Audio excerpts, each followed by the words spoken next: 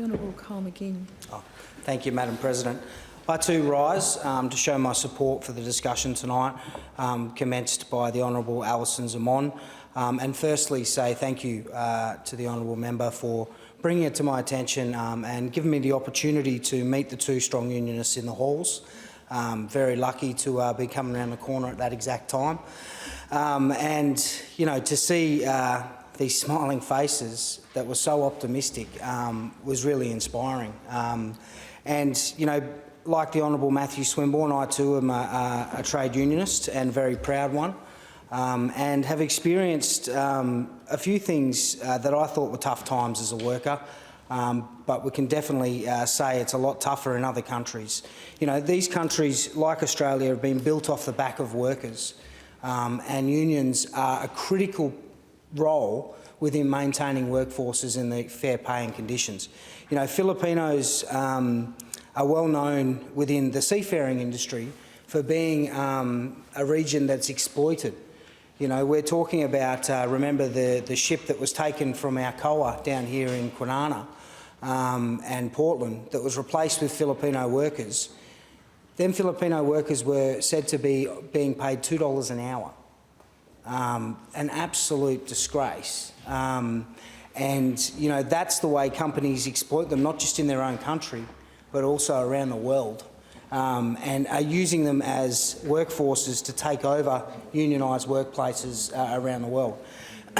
Listening to and looking into some of the stuff that the Filipinos are facing at the moment, it is disturbing, but it is not the only part of time in history that this has happened.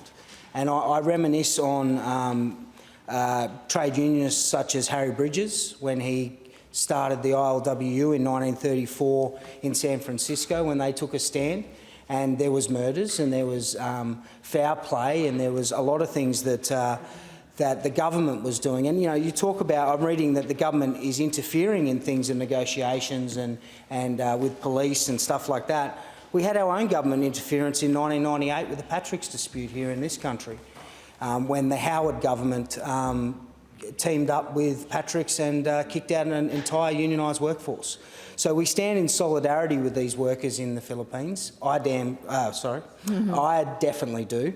And, you know, I want to tell us some of the information I've heard that's happened just in last year alone to these strong workers from the KMU. On the 31st of October 2019, coordinated police raids saw weapons being planted on KMU and its affiliates.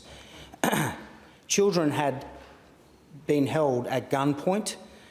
That day, 57 people were arrested on false charges of illegal weapon possession, 28 of who were bus workers who had been attending a meeting for their trade union. So here in this country, we have what's called the ABCC that will go out there and try and interrogate people and their families to try and find out what happened at a union meeting and all that sort of stuff. Over in this country, they plant guns and arrest people. You know, we need to support these countries to ensure that they get up to a better standard and unions are allowed to operate.